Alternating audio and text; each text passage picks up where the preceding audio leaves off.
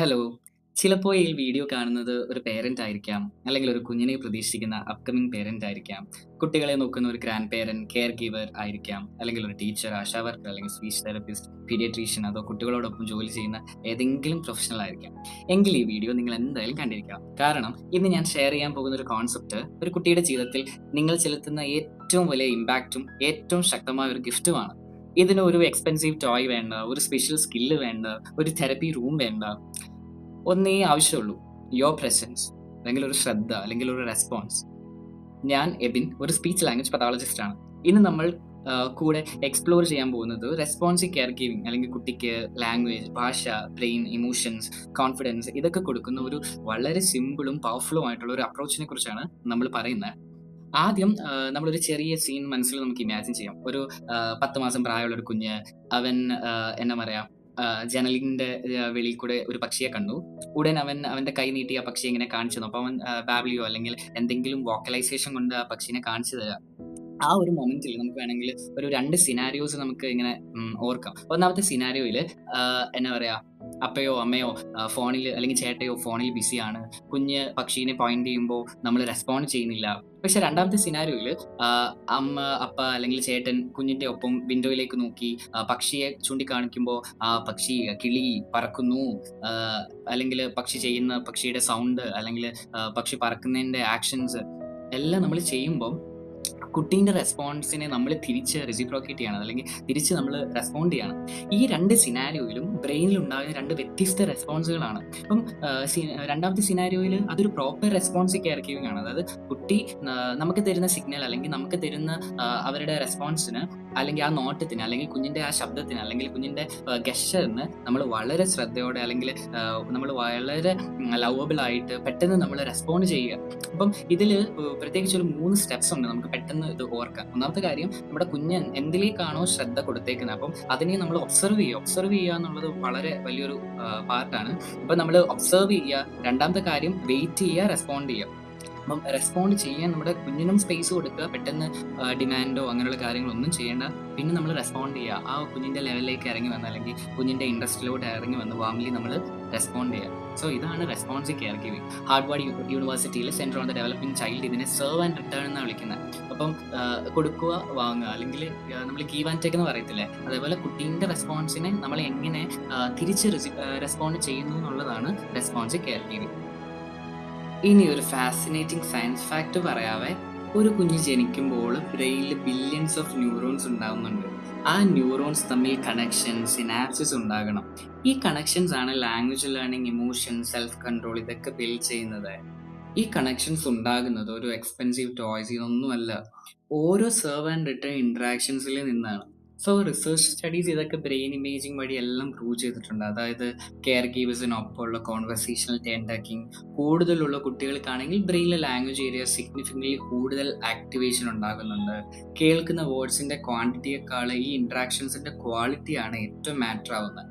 നമ്മൾ ഈ serve and റിട്ടേണിൻ്റെ അഭാവം എന്ത് ചെയ്യും, ബ്രെയിൻ ഡെവലപ്മെൻറ്റിൽ നെഗറ്റീവ് ഇമ്പാക്റ്റ് ഉണ്ടാക്കുന്നതായിട്ടും റിസർച്ച് സ്റ്റഡീസ് ഉണ്ട്. ചിലപ്പോൾ നമ്മുടെ ബ്രെയിനിൻ്റെ ലാംഗ്വേജ് ഏരിയാസിൻ്റെ സൈസ് വരെ വ്യത്യാസം വരുന്നത് പഠനങ്ങൾ പറയുന്നുണ്ട്. സോ സിംപ്ലി പറയുകയാണെങ്കിൽ, നമ്മളുടെ ഓരോ റെസ്പോൺസും നമ്മുടെ കുഞ്ഞിൻ്റെ ബ്രെയിനിൻ്റെ ഡെവലപ്പിംഗ് ബ്ലോക്ക് പോലെയാണ്. അല്ലെങ്കിൽ നമ്മളൊരു ബ്രെയിൻ ഡെവലപ്പിംഗ് ബ്ലോക്ക് എന്ന് പറയത്തില്ല, അതായത് ഓരോ പുതിയ പുതിയ സ്റ്റെപ്പ് എടുത്തു വെക്കുന്ന മാതിരിയാണ് ഓരോ റെസ്പോൺസ്. നമ്മൾ കുട്ടികളുടെ എല്ലാ റെസ്പോൺസിനും തിരിച്ചെങ്ങനെ റെസ്പോണ്ട് ചെയ്യുന്നു, അതൊരു വലിയൊരു ഫാക്റ്റാണ്. ഒരു സ്പീച്ച് പതോളജിസ്റ്റ് എന്ന നിലയിൽ നമ്മുടെ അടുത്ത് ഡെയിലി വരുന്ന കുട്ടികൾ ചിലപ്പോൾ ആഴ്ചയിൽ 1-2 മണിക്കൂർ നമ്മുടെ കൂടെ ഇരിക്കുന്നു. ബാക്കിയുള്ള ടൈം മുഴുവൻ അവർ വീട്ടിൽ പേരൻസിൻ്റെ ഒപ്പമാണ് ടൈം സ്പെൻഡ് ചെയ്യുന്നത്. സോ ഇതുകൊണ്ടാണ് പലപ്പോഴും അല്ല, എല്ലായ്പ്പോഴും SLPs ആദ്യം പേരൻസിനെയും കെയർ ഗീവറിനെയും ട്രെയിൻ ചെയ്യുന്നത്. The real therapy happens at home in our daily routines. So research ക്ലിയറായി കാണിക്കുന്നതെന്ന് വെച്ച് കഴിഞ്ഞാൽ, റെസ്പോൺസീവ് കെയർ ഗിവിംഗ് ഒരു കുട്ടിയുടെ language milestones, cognitive growth, emotional regulation ഇവ ഒക്കെ സിഗ്നിഫിക്കൻ്റ്ലി ഇംപ്രൂവ് ചെയ്യുന്നുണ്ട്. റിസർച്ച് സ്റ്റഡീസ് പറയുന്ന responsive engaged care giving socio economic background പ്രശ്നമില്ലാതെ തന്നെ ബെറ്റർ ലാംഗ്വേജ് ഔട്ട്കംസ് പ്രൊഡ്യൂസ് ചെയ്യുന്നതായി കണ്ടിട്ടുണ്ടെന്നാണ്. WHO സ്ട്രോങ് ആയിട്ട് നമ്മളോട് റെക്കമെൻഡ് ചെയ്യുന്നുണ്ട്. അതായത് കുഞ്ഞിൻ്റെ ജനനം മുതൽ അല്ലെങ്കിൽ 0 to 3 ഇയേഴ്സ് വരെ എല്ലാ കുട്ടികൾക്കും ഈ റെസ്പോൺസീവ് കെയർ ഗിവിങ് ഉണ്ടാകണമെന്ന്. നമ്മുടെ ഓട്ടിസ്റ്റിക് ആയിട്ടുള്ള അല്ലെങ്കിൽ ന്യൂറോ ഡൈവേർജൻ്റ് ആയിട്ടുള്ള കുട്ടികൾക്ക് അല്ലെങ്കിൽ മിനിമലി സ്പീക്കിംഗ് ആയിട്ടുള്ള കുഞ്ഞുങ്ങൾക്ക് പോലും ലാംഗ്വേജ് സ്കിൽസ് ഭയങ്കരമായിട്ട് ഇമ്പ്രൂവ് ചെയ്തിട്ടുണ്ട്. ഈ റെസ്പോൺസീവ് കെയർ ഗിവിങ് കാരണം ഏറ്റവും കൂടുതൽ ലാംഗ്വേജ് ഗെയിൻസും ഇങ്ങനെയുള്ള കുഞ്ഞുങ്ങൾക്ക് ഉണ്ടാകുന്നതായിട്ട് സ്റ്റഡീസ് പറയുന്നുണ്ട്. ഇനിയാണ് ഏറ്റവും ഇമ്പോർട്ടൻ്റ് ആയിട്ടുള്ളൊരു പാർട്ട്. ഈ 5 സ്ട്രാറ്റജീസ് നമ്മൾ ഡെയിലി നമുക്ക് ഫോളോ ചെയ്യാൻ പറ്റുന്നതാണ്. വളരെ സിമ്പിളാണ്, വളരെ പ്രാക്ടിക്കലാണ്. ഒന്നാമത്തെയാണ് ഫോളോ ദ ചൈൽഡ്സ് ലീഡ്. കുട്ടികളുടെ ഇൻട്രസ്റ്റ് മനസ്സിലാക്കുക. അതിൽ നമ്മൾ അവരെ ഡയറക്റ്റ് ചെയ്യാതെ അവരുടെ ഒരു സ്പേസിലേക്ക് നമ്മൾ എൻ്റർ ചെയ്യുക. നമ്മളുടെ ഉള്ളിലെ കുഞ്ഞിനെ റിലീസ് ചെയ്യുക, ചൈൽഡിനെ റിലീസ് ചെയ്യുക, അവരോട് ജോയിൻ ചെയ്യുക, അവരെ ഒബ്സർവ് ചെയ്യുക, അവരുടെ വേൾഡിലേക്ക് ഇറങ്ങി ചെല്ലുക, അവിടെ ഒരു ട്രസ്റ്റ് ബിൽഡ് ചെയ്യുക. അങ്ങനെയാണ് കമ്മ്യൂണിക്കേഷൻ നമുക്ക് ഇനിഷ്യേറ്റ് ചെയ്യാൻ സാധിക്കും. രണ്ടാമത്തെ കാര്യമാണ് ഈ ക്വസ്റ്റ്യൻസ് അവോയ്ഡ് ചെയ്തിട്ട് കമൻറ്റിങ് കൂട്ടുക. അത് നമ്മൾ ഒരുപാട് കൂട്ടണം എന്നല്ല, ഇതെന്താ ഇത് പറ ഇങ്ങനെയുള്ള ഈ സെയിം മെത്തേഡ് ഇല്ലേ, അതൊക്കെ കംപ്ലീറ്റ്ലി അവോയ്ഡ് ചെയ്തിട്ട് കുഞ്ഞൊരു ബോൾ എടുക്കുന്നെങ്കിൽ ബോൾ, ത്രൂ, ക്യാച്ച് അങ്ങനെയൊക്കെയുള്ള വാക്കുകളിലൂടെ നമ്മൾ കണക്ഷൻ ബിൽഡ് ചെയ്യുകയാണെങ്കിൽ അവരുടെ വൊക്കാബുലറി, ലാംഗ്വേജ് നാച്ചുറലി ഡെവലപ്പ് ചെയ്യും. പിന്നെ മൂന്നാമത്തേതാണ് കുട്ടികളുടെ എല്ലാ കൈൻഡ് ഓഫ് കമ്മ്യൂണിക്കേഷനും നമ്മൾ അക്നോളജ് ചെയ്യുക എന്നുള്ളത്. അത് ചിലപ്പോൾ ഒരു പോയിന്റിങ് ആയിരിക്കാം, അവരുടെ ഹെഡ് നോഡ് ചെയ്യുന്നതായിരിക്കാം, ഒരു ഐ കോണ്ടാക്ട് ആയിരിക്കാം, ഒരു വോക്കലൈസേഷൻ ആയിരിക്കാം. എന്തായാലും അത് നമ്മൾ റെസ്പോണ്ട് ചെയ്യാൻ ശ്രമിക്കുക. നാലാമത്തേതാണ് ഒന്ന് പോസ് ചെയ്യുക, ഒന്ന് വെയിറ്റ് ചെയ്യുക, കുഞ്ഞിന് റെസ്പോണ്ട് ചെയ്യാനുള്ള ടൈം കൊടുക്കുക. ഈ ഒരു ലേണിംഗ് സ്പേസിലാണ് കുറേയും കൂടെ പ്രോസസ്സിങ് നടക്കുന്നത്. അപ്പോൾ കുട്ടീനെ ഒരുപാട് ഡിമാൻഡ് ചെയ്യാതെ അല്ലെങ്കിൽ അവർക്ക് കോഗ്നിറ്റീവ് ഓവർലോഡ് ഒന്നും കൊടുക്കാതെ തന്നെ നമ്മൾ കുട്ടിക്ക് റെസ്പോണ്ട് ചെയ്യുന്ന ടൈം കൊടുക്കുക. പിന്നെ നമ്മൾ റെസ്പോണ്ട് ചെയ്യുക. ഒരു എന്താ പറയുക, 2 വേ കമ്മ്യൂണിക്കേഷൻസ് നമുക്ക് അവർക്ക് ചെയ്തു കൊടുക്കാൻ പറ്റുക. പിന്നെയാണ് സ്ക്രീൻ ഫ്രീ ആയിട്ടുള്ള ഒരു കണക്ഷൻ ബേസ്ഡ് ആയിട്ടുള്ള മൊമെന്റ്സ് നമ്മൾ തന്നെ ഉണ്ടാക്കുക. അപ്പോഴാണ് അവർ കുറേയും കൂടെ സെൻസറി ബേസ്ഡ് ആയിട്ട് അവരുടെ എൻവയോൺമെന്റിനെ അവർ കാണുന്നതും ജനറലൈസേഷൻ സ്കിൽസ് ഇതെല്ലാം അവർക്ക് ഇമ്പ്രൂവ് ആവുകയും ചെയ്യുന്നത്.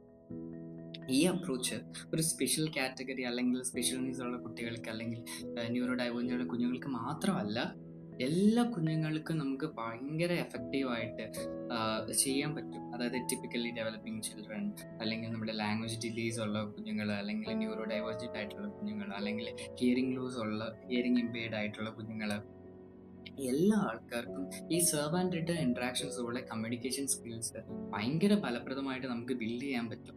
അതുകൊണ്ട് ഗ്രാൻഡ് പേരൻസ് ആയതുകൊണ്ടോ, ടീച്ചേഴ്സ് ആണോ, ഡേ കെയറിൽ വർക്കേഴ്സ് ആണോ, അല്ലെങ്കിൽ ആശാ വർക്കേഴ്സ് ആണോ, കെയർ ഗിവ് ആര് തന്നെ ആയാലും ഏറ്റവും പ്രധാനം റെസ്പോൺസീവ്നെസ് ആണ്. ഏറ്റവും വളരെ പ്രധാനം. അപ്പോൾ ഒരു കുട്ടിക്ക് ബ്രെയിൻ ഡെവലപ്പ് ആവാൻ നമ്മൾ വലിയ വലിയ സാധനങ്ങളൊന്നും വാങ്ങിച്ചു കൊടുക്കേണ്ട ആവശ്യമില്ല. ഒരു പെർഫെക്റ്റ് വീടിൻ്റെ ഒരു ആവശ്യമില്ല, അല്ലെങ്കിൽ ഭയങ്കര വലിയ ടോയ്സോ ഇങ്ങനെയുള്ള കാര്യങ്ങളൊന്നും ആവശ്യമില്ല. ആ കുട്ടിക്ക് ഏറ്റവും ആവശ്യം ആ കുട്ടിയെ ശ്രദ്ധിക്കുന്ന, ആ കുട്ടിയുടെ ലോകത്തേക്ക് ഇറങ്ങി വരുന്ന, ആ കുട്ടിയുടെ സിഗ്നൽസ് അല്ലെങ്കിൽ ചെറിയ ചെറിയ റെസ്പോൺസിന് റെസ്പോണ്ട് ചെയ്യുന്ന ഒരു കെയർ ഗീവറിനെയാണ് അവർ ഏറ്റവും ആഗ്രഹിക്കണം. സോ പെർഫെക്റ്റ് ആകേണ്ട ആവശ്യമില്ല, നമ്മൾ പ്രസന്റ് ആയാൽ മാത്രം മതി.